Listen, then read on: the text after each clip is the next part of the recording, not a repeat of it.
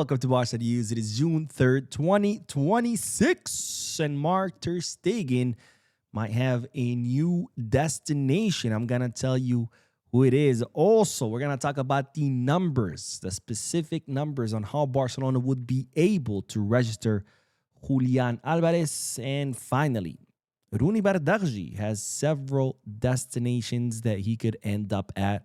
I'm going to tell you which ones they are. We have a lot to discuss. So let's begin.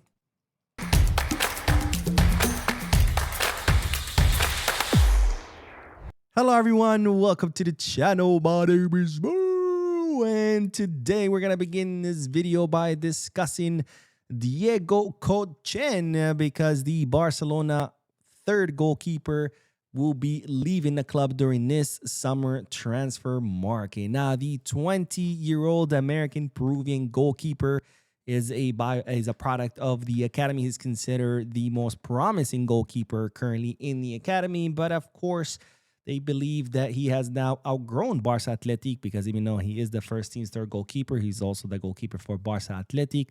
So now Barcelona would like to send him somewhere else where he could get minutes so he can continue growing and development. And it looks like the club that has won the race to have Diego Cochen be their goalkeeper is the Danish side, Lyngby Boldklub. Lyngby Boldklub. I hope I said that correctly, but Lyngby Boldklub just got promoted to first division of Danish football. So, of course, they're looking to, build a team that can compete in first division. And, well, they would like to have Diego Cochen as their goalkeeper. So, Barcelona will be sending Cochen there on loan so he can continue growing and developing. Now, Cochen does have a contract until 2028. And, again, he's considered a goalkeeper with an incredible potential. This is why this is a loan, strictly a loan, as opposed to a permanent transfer. Now, speaking of goalkeepers, we do have to talk about Marc Ter Stegen because the German goalkeeper could have a new destination this summer transfer market. Now, Ter Stegen also has a contract with Barcelona until 2028. Of course, he has lost his starting spot to Julián Garcia. And even though Barcelona were hoping to, attract some interest from other clubs by sending him on loan to Girona, that loan ended up being a failed one because as soon as Ter Stegen arrived, he, of course, became injured, and now he's even missed the World Cup. But despite being injured multiple times and despite not being able to have a fruitful loan with Girona, there is a club that's currently considering the signing of Ter Stegen, and it's no other than Ajax. Now, Ajax have a new sporting director who is no other than Jordi Cruyff, our former sporting director. He, of course, knows Ter Stegen and knows what he can offer, so he is considering him as a possible reinforcement because Ajax right now are looking to inject some experience into their goalkeeping position. Now, Ajax have also just signed Michel, the former Girona coach. And, of course, Michel is the one who requested the signing of Ter Stegen. So, Ajax considering Ter Stegen as a possible reinforcement. Of course, if this is to work, Ter Stegen is going to have to reduce his salary by a lot because he has an incredibly high salary that a team like Ajax would not be able to afford. Now, of course, Ter Stegen just became open to leaving the club. I think it was last week. I talked about it in a previous video. So who knows? Maybe we can finally find a new destination for Ter Stegen, which would help the club by removing his salary and opening up a lot of space on our wage bill. And of course, it would help the player because, he could end his career by being important in another project since at Barcelona it's not going to happen now that we have Julián Garcia. Now, on to the next bit of news because we do have to talk about the specific numbers in regards to Julian Alvarez because I know some people have asked me, Mo, if we do sign Julian, how would Barcelona be able to register him? And, well, don't worry because I got the exact numbers. Now, as you know, Barcelona sold VIP seats. I think it was last year, winter transfer market, right? Something like that. Or was it the year before? No, it was the year before. And for 100 million euros, Barcelona have so far received only 71.6 million euros out of those 100. Initially, Barcelona's auditor said that Barcelona could not account for those 100 million euros as profit because the stadium was not open.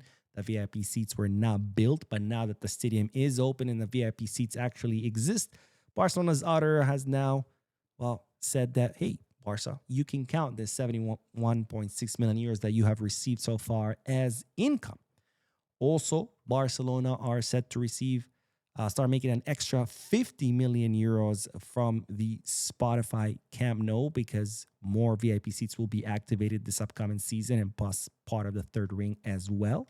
And then there's, of course, the departure of Lewandowski that now it's being clarified that he actually freed up 38.5 million euros in financial fair play. So when you add all that up, that gives Barcelona 70 million euro salary margin to register players. Now, if you're saying, Mo, 71 million plus 50 plus 38 doesn't add up to 70, that's because not the whole chunk counts for the margin. As you know, we were over our wage limit, so part of that math goes to cover that much that we were over. And then, of course, we are left with 70 million euro margin to register players. Now, out of those 70 million, of course, we did sign Anthony Gordon. Gordon is going to cost Barcelona 26 million per season between salary and amortization. So if you subtract 26 million from the 70 million, you end up with 44 million financial fair play margin. But then we're about to sell Ansu Fati. Ansu Fati is going to free up 20 million euros between salary margin and amortization, which brings back our margin to 64 million euros. So we have 64 million euros of financial fair play margin to be able to register Julián. Now, if Barcelona were to sign Julián for 150 million euros, which is what Atletico are asking for, and Barcelona have reached an agreement with the player for 5 seasons, if you divide 150 million by 5 seasons, that's a 30 million euro per season amortization rate. Plus, you have to add his salary. Let's say his salary would be 20 million. 30 million for his transfer fee plus 20 million salary. That's 50 million euros a year that this player would cost. Right now, we have a margin for 64, which means that Barcelona would be able to register Julián. But of course, the question is, should Barcelona sign Julián for 150 million? I've said no, but I want to hear you guys' thoughts. Anyways, on to the next bit of news because, ladies and gentlemen, reports stating that Monaco are now negotiating for the signing of Marc Casado, while at the same time reports coming from Casado's circle saying that no, he is not willing to leave. So, of course, the question is, who is right here? Is Monaco negotiating or is Casado not leaving? Well, the way we can consolidate these two bits of news is that, there is real interest by Monaco, right? While Jorge Mendes was finalizing the transfer of Ansu Fati to Monaco, he brought up the name of Marc Casado, who's also his client. And Monaco are very interested in signing Casado, and Barcelona are open to selling Casado. It's reported that they would want close to 20 million euros, but there are no official negotiations yet because, of course, Monaco will need to know first whether the player would be willing to leave. Now, Casado has always said that his priority is to remain at Barca. In fact, he said that he would love to retire at Barca, but at the same time, he is 22 years old. He needs to be playing, and at Barcelona, he hasn't been. So we're going to have to see whether Casado ends up deciding to stay or leave. But if he does decide to leave, while he has plenty of options, including Monaco, who seem to be very interested in him, there's, of course, other clubs in the Premier League and also Saudi Arabia. Now, another player who has a lot of options is, of course, Rooney Bardji, who recently told his agent to look for his next destination because Flick sat down with Bardji and told him he doesn't count on him. So Rooney now looking to leave, and a lot of clubs have, veered their heads like, hey, I heard Rooney is leaving. I'm interested.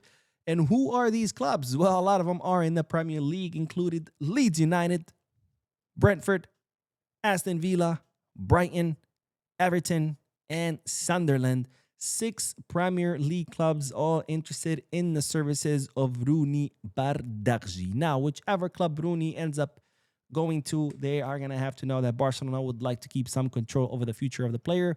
So it's either going to be a loan, or if it's a permanent transfer, it's going to be with a buyback clause because Barcelona believe that Rooney has a lot of potential.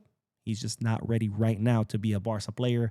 So Barcelona are going to want to keep track of the future of Rooney So I hope these clubs who are interested in him are ready for that. Anyways, that is all the news for this video. I did do the podcast today. If you haven't seen it yet, make sure to check it out. A lot of interesting news in there. Excuse me, including news in regards to Bardji and Vlahovic. So make sure to watch it. Don't forget to hit the like button, subscribe to the channel, drop a comment, and as always, Barça.